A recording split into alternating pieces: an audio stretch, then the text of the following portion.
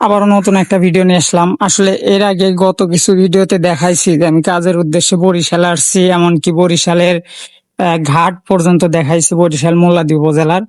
তো এখানে আমি কাজে আসার পর কোনো সমস্যা হয় নাই। একটা সমস্যার সম্মুখীন হচ্ছি, সেটা হচ্ছে গোসল করা।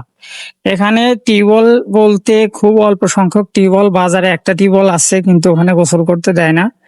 আর আমাকে গোসল করতে হয় এই যে এইভাবে বাজারের মধ্যে দিয়ে 5 মিনিট, প্রায় 5 মিনিট হেঁটে আসার পর আর কি। এই যে ঘাট আপনারা দেখতেই পাচ্ছেন, লঞ্চ, আমি এর আগে ওই ঘাটকে দেখাইছি। এই হচ্ছে ব্রিজ, আর এটা হচ্ছে গরুর হাট, আর এই পাশে হচ্ছে বাজার। আসলে ভিডিওতে গিম্বল ব্যবহার করি না, এই জন্য ভিডিওটা স্ট্যাবিলাইজ একটু কম, মানে নড়াচড়া বেশি করতেছে। তো যাই হোক, উদ্দেশ্য তো আপনাদেরকে দেখানোর। এই দেখেন, এই হলো অবস্থা বরিশাল।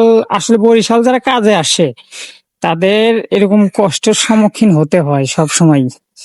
এর আগেও আমার ভাই ব্রাদার বন্ধু বান্ধব আসছিল, আমি তাদের মুখে সব সময় শুনতাম, কিন্তু তখন ভাবতাম যে কি আর হয়, একটু না হয় গোসলে কষ্ট, নদীতে যায় গোসল করতে হয় এই। কিন্তু আসলে যে কতটা কষ্ট, যে প্র্যাকটিক্যাল লাইফ গেইন করে সেই বলছে যে আসলে কতটা কষ্ট। 5 মিনিট হেঁটে আসার পর গোসল করতে হবে নদীতে। আর নদীতে একা গোসল করতে একটু ভয় লাগে, আমার কাছে একটু ভয় লাগে। এই হচ্ছে ঘাট। প্রায় ভিডিওতে অলরেডি বাজারের শেষ প্রান্তে এসে ভিডিও শুরু করছি, কারণ শুরু থেকে ভিডিও করলে ভিডিওটা অনেক লং হয়ে যাইতো। নদীতে পানি এখন একটু কম, মানে জোয়ার আসে তো। জোয়ার আসলে বিকেল টাইমে জোয়ার আসে, জোয়ার আসলে পানি দিয়ে নদী ভরাট হয়ে যায়। আর যখন জোয়ারটা চলে যায় তখন একদম পানি, মানে পানি থাকে খুব অল্প।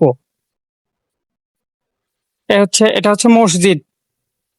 মসজিদটা অনেক সুন্দর লাগছে আমার কাছে, মানে মসজিদের পরিবেশটা এত সুন্দর, আপনারা দেখলে বুঝতে পারবেন। এই হচ্ছে মসজিদ, আর এর পাশে হচ্ছে নদী। আর এই যে এই পাশে মানুষের বসার জায়গা করছে ব্রিজের নিচে। এই যে এই ঘাটে আমাকে গোসল করতে হবে, লোকজন গোসল করতেছে অলরেডি।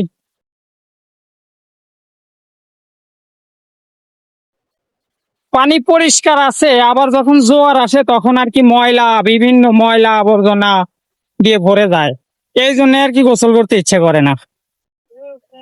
আসলে আমরা বগুড়া জেলার লোক তো এভাবে নদীতে গোসল করে অভ্যস্ত না, কিছু করার নাই, পরিবেশ পরিস্থিতির শিকার। তো আপনাদের দেখাইলাম এই হচ্ছে ঘাট।